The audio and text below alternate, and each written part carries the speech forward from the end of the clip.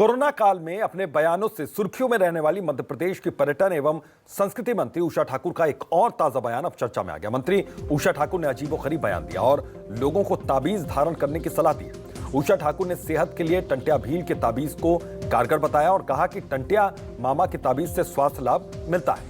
हालांकि पहला मौका नहीं जब उषा ठाकुर ने इस तरह का बयान दिया हो। इससे पहले भी कोरोना वायरस को लेकर उन्होंने एक बयान देते हुए कहा था कि मास्क लगाने के बदले योग करने से और हवन करने से कोरोना वायरस की तीसरी लहर नहीं आएगी।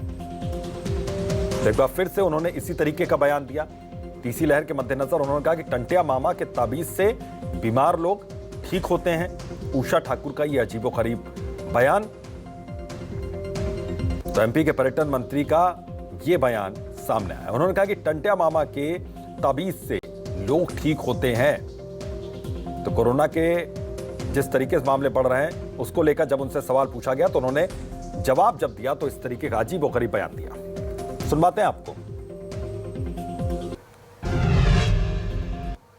मेरी दृढ़ आस्था और विश्वास है कि कहीं कुछ होना नहीं हुआ, सब स्वस्थ। आपको ये जानकर आश्चर्य होगा कि टंट्या मामा के ताबीज जो बटते हैं उनसे लोग स्वास्थ्य लाभ हासिल करते हैं।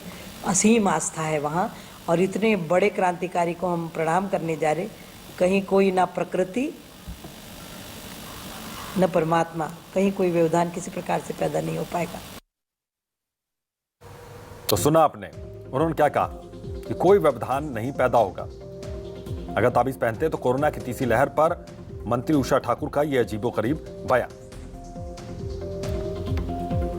तो आप समझ सकते हैं कि किस तरीके से उनके बयान पर अब सियासत भी वहां पर जोरदार तरीके से शुरू हो चुके हैं। तो एमपी के पर्यटन मंत्री अजीबोगरीब बयान देने के लिए लोकप्रिय भी हैं। इससे पहले भी उन्होंने इस तरीके का बयान दिया था, कोरोना के मद्देनजर ही बयान दिया था। और एक बार फिर से अब टंट्या मामा के ताबीज से लोग ठीक हो जाते हैं, बीमार लोग, ये उन्होंने कहा है। तो टंट्या मामा के ताबीज से ठीक होते हैं बीमार लोग, ये मंत्री उषा ठाकुर का कहना है। एमपी की पर्यटन मंत्री हैं उषा ठाकुर और कई मौकों पर उन्होंने इस तरीके के बयान दिए हैं और एक बार फिर से उनका ऐसा बयान सामने आया।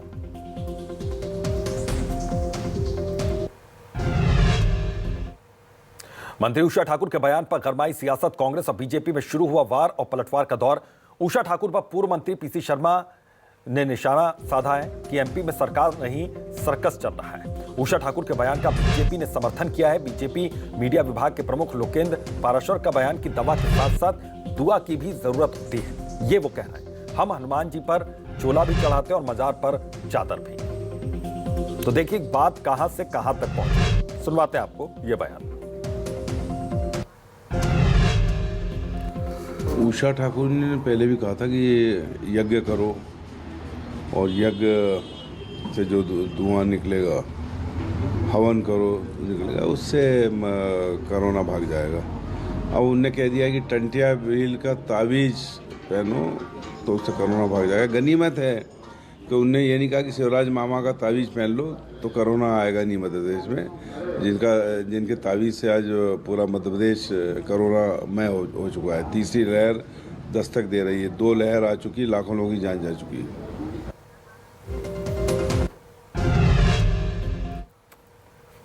तो बता दें कि आप पीसी शर्मा ने क्या कुछ कहा है, लोकेंद्र पाराशर क्या कहते हैं, एक बार हम सुनवाते हैं आपको कि लोकेंद्र पाराशर ने क्या कहा इस मसले पर।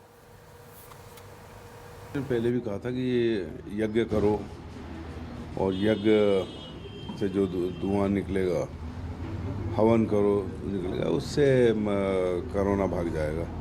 अब उनने कह दिया कि टंट्या भील का ताबीज पहनो तो उससे कोरोना भाग जाएगा। गनीमत है कि उनने ये नहीं कहा कि शिवराज मामा का ताबीज पहन लो तो कोरोना आएगा नहीं मध्य प्रदेश में, जिनके ताबीज से आज पूरा मध्य प्रदेश कोरोना हो चुका है। इस समाज को ताबीज का विषय नहीं है, ये तासीर का विषय है।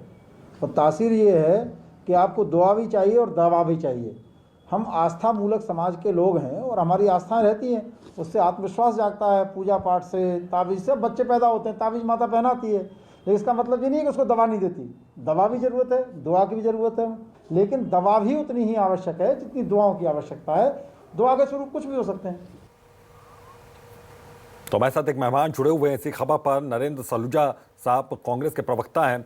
सर, इसको किस तरीके से आप इस बयान को देख रहे हैं, क्योंकि उषा ठाकुर पहले भी इस तरीके के बयान देते आई हैं और रिएक्शंस आए हैं कांग्रेस के। इस बयान पर जो अभी मौजूदा वक्त में आया है तीसरी लहर को देखते हुए, इस पर आप क्या कहेंगे? देखिए, भारतीय जनता पार्टी का मध्य प्रदेश का जो मंत्रिमंडल है वो अजीबोगरीब और किसी सर्कस से कम नहीं। यहाँ के मंत्री बाढ़ और सूखे को लेकर कांग्रेस को जिम्मेदार ठहराते हैं। यहाँ के मंत्री महंगाई को लेकर नेहरू जी के 1947 के भाषण को जिम्मेदार ठहराते हैं। यहाँ के एक मंत्री कहते हैं कि टंटिया भील के रूप में शिवराज सिंह जी का पुनर्जन्म हुआ है। यहाँ के मंत्री रोज अजीबोगरीब बयान देते हैं और मंत्री नहीं, यहाँ के भाजपा नेता, इनके भाजपा के जो प्रभारी है वो कहते हैं बनिए बामण मेरी जेब में। इनके एक मंत्री हैं बिसाऊ लाल सिंह, वो सवर्ण महिलाओं का अपमान करते हैं कि उनको घर से बाहर खींचकर निकालो। तो लगातार समाजों का अपमान करते हैं, उलझुल बयान देते हैं, अंधविश्वास को बढ़ावा देने वाले बयान देते हैं, किसी भी तथ्य और किसी भी तरह के साथ कुछ भी मजाक बनाने वाला, अपने प्रदेश का मजाक उड़ाने वाला बयान देते हैं। अब ये जो मंत्री केरी उषा ठाकुर ये समय समय पर इस तरह के उलझुल बयान देती रहती हैं। इसके पहले गोबर के कंडे के हवन से कोरोना को भगाने की बात कर चुकी हैं। उसके पहले भी बात करें तो ये गोमूत्र से कोरोना को भगाने की बात करती हैं और खुद भी मास्क नहीं लगाती हैं। अब ये कह रही कि टंटिया भील के ताबीज से कोरोना भाग जाएगा। तो मैं समझता हूँ कि टंटिया भील के रूप में शिवराज जी का पुनर्जन्म तो हो ही चुका है, क्योंकि कमल पटेल इन्हीं के मंत्री कह चुके हैं। तो प्रदेश भर में इनको शिवराज ताबीज बांटना चाहिए, प्रदेश भर नहीं देश भर में बांटना चाहिए भाई। कम से कम कोरोना तो खत्म हो जाएगा और कोरोना की गाइडलाइन को उनको हटा देना चाहिए, तमाम प्रतिबंध हटा देना चाहिए। जो वैक्सीन के दूसरे डोज को लेकर अभियान चला रहे हैं उसे भी बंद कर देना चाहिए। लोगों पे तो एफआईआर हो रही, बिना मतलब की एफआईआर हो रही। ताबीज टांग देना चाहिए लोगों की दुकानों पे, कोरोना आएगा ही नहीं। और ये कोरोना को भगाने के लिए इससे अच्छी दवा कुछ नहीं हो सकती जो इनकी मंत्री ने कहा। तो ऐसे मंत्री तो उन्होंने मध्य प्रदेश के मंत्रिमंडल में रखे हुए हैं जो रोज मध्य प्रदेश को देश भर में सर्वसार करते हैं और उसका मजाक उड़ाते हैं। ठीक, तो ऐसे मंत्रियों को तो तत्काल से हटाना चाहिए शिवराज जी को। जी, बहुत बहुत शुक्रिया बातचीत करने के लिए। तो कांग्रेस की साफ तौर पर यह मांग है कि ऐसे बयान जो भी मंत्री दे रहे हैं उनको पद से हटाया जाए। शिवराज सिंह चौहान इस पर ध्यान दें।